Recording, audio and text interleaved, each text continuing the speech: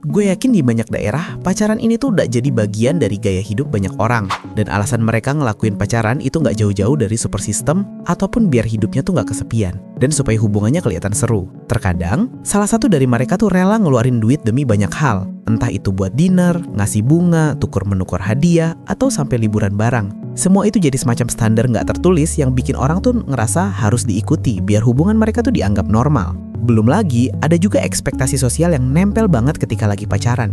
Dimana lo ini pingin banget hubungan lo kelihatan ideal. Atau kadang cuma pingin nggak kalah gitu sama pasangan orang lain yang kelihatannya itu romantis. Dan rata-rata tekanan sosial ini datang dari standar media sosial yang kebanyakan tuh nampilin hubungan-hubungan yang kelihatannya tuh estetik. Terus juga pacaran ini kan pasti ngelibatin emosional ya. Tapi sayangnya kebutuhan emosional ini ternyata sering dibungkus sama kata romantisme. Ya coba deh lu lihat aja gitu konten-konten di Instagram ataupun di TikTok. Gimana mereka meromantisasi kalau cinta itu datangnya dari cuma lewat uang doang. Ini jadi ngebuat salah satu dari pasangan wajib kasih gift ataupun wajib traktir pasangannya sekalipun kondisi ekonominya itu lagi pas-pasan. Dan kalau lu nggak ngelakuin hal-hal kayak gitu, kadang mereka tuh bisa ngecap lu sebagai miskin kondangan dan nggak cukup romantis. Alhasil, banyak orang tuh terlalu maksain buat fancy dinner ataupun maksain traktir di tempat yang mahal. Dan ini bikin pengeluaran mereka tuh tentunya jadi naik terus ya kan? Dan tentunya ini jadi pertanyaan, kira-kira kenapa sih cinta itu khususnya pacaran ya? Itu identik sama menurutnya kondisi finansial. Nah makanya di video kali ini gue mau bahas kenapa pacaran malah bikin banyak orang makin miskin. So, disimak sampai habis. Salah satu hal yang bikin orang makin miskin setelah pacaran itu disebabkan karena emotional spending. Jadi, gampangnya gini, emotional spending ini adalah kondisi di mana lo tuh ngeluarin uang bukan karena butuh, tapi karena lagi terdorong sama emosi tertentu. Entah itu rasa takut kehilangan, rasa kepingin nyenengin pacar, pingin dianggap mampu, atau cuman buat nutupin insecure dalam suatu hubungan. Jadi, akhirnya keputusan finansial yang harus rasional ini malah diganti sama keputusan impulsif yang tujuannya memuaskan perasaan sesaat doang. Contohnya ya, gue pernah ngeliat temen gue sendiri rela ngeluarin uang duit belasan juta buat beli HP ke pasangannya supaya nggak berantem lagi. Dari sini sih ceweknya muluk-muluk dibeliin HP baru cuma karena pengen kelihatan keren aja. Padahal faktanya temen gue ini baru aja gajinya turun setelah sekian lama. Dan rencananya duit itu emang targetnya buat ditaruh di investasi. Tapi ya balik lagi, kalau udah emotional spending pasti niatnya cuma pengen bikin pasangannya tuh seneng doang dan emosi tersebut terpuaskan. Terus juga nih ya, ada satu hal yang jarang disadarin orang, yaitu hedonic treadmill.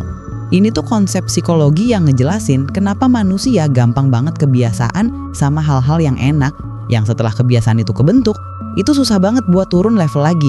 Misalnya gini, awal pacaran kalian cuma makan soto pinggir jalan dan itu udah bikin seneng.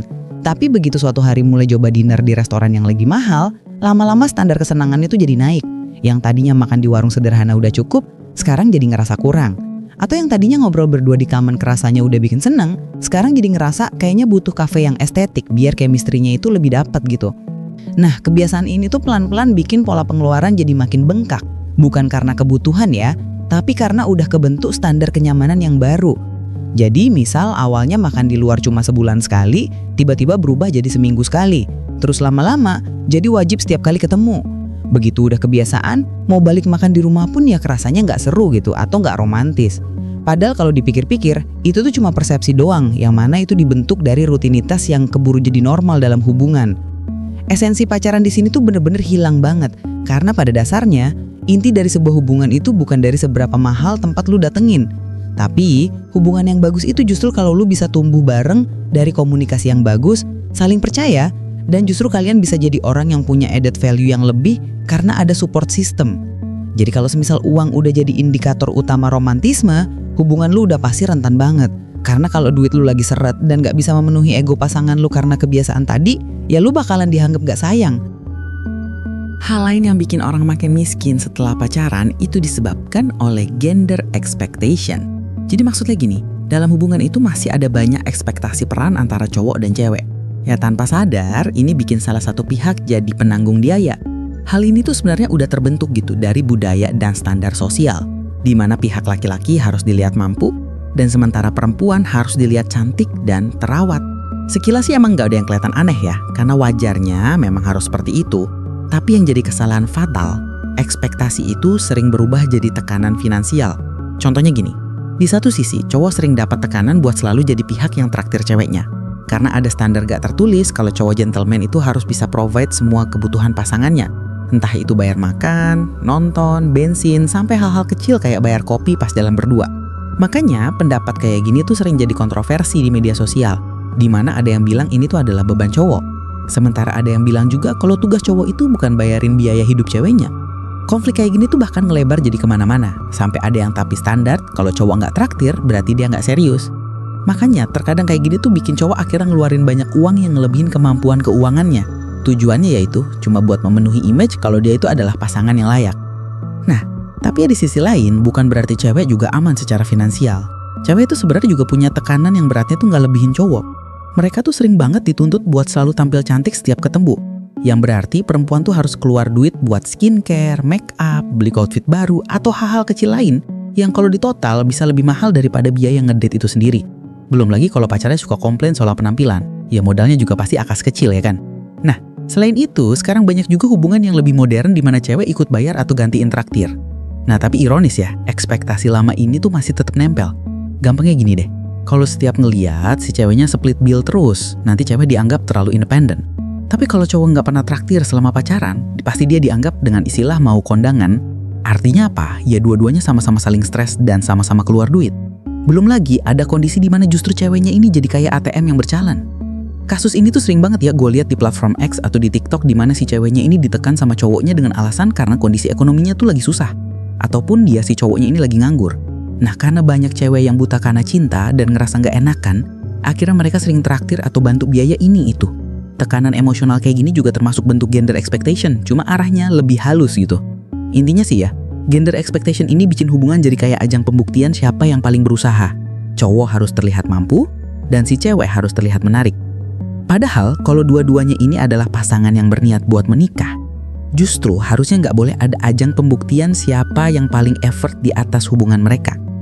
Toh saat nanti keduanya nikah juga ya dua-duanya sama-sama butuh uang ya kan buat nunjang kehidupan rumah tangga mereka.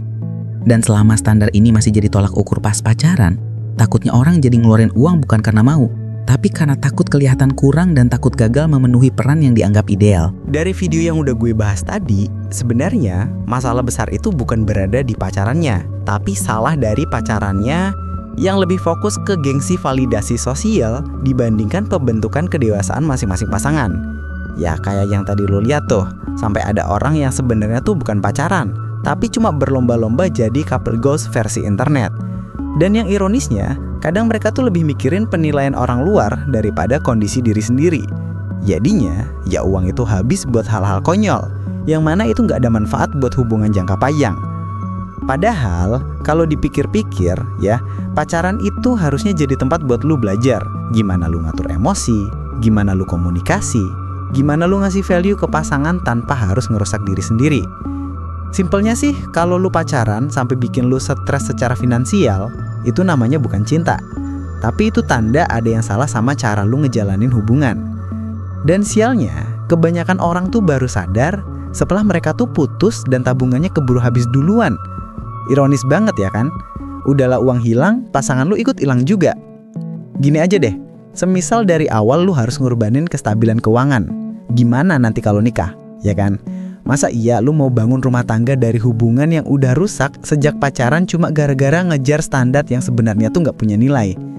Makanya nih, lu harus tahu gitu bedanya kebutuhan hubungan sama nafsu buat kelihatan romantis, supaya hubungan itu jadi sehat dan ngasih benefit bagus buat kalian sendiri. Karena pada akhirnya, cinta tanpa logika itu bukan romantis, tapi hal yang nekat.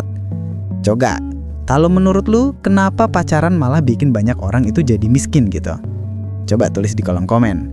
Well, sekian dulu pembahasan kali ini. Semoga bermanfaat dan sampai jumpa di segmen selanjutnya.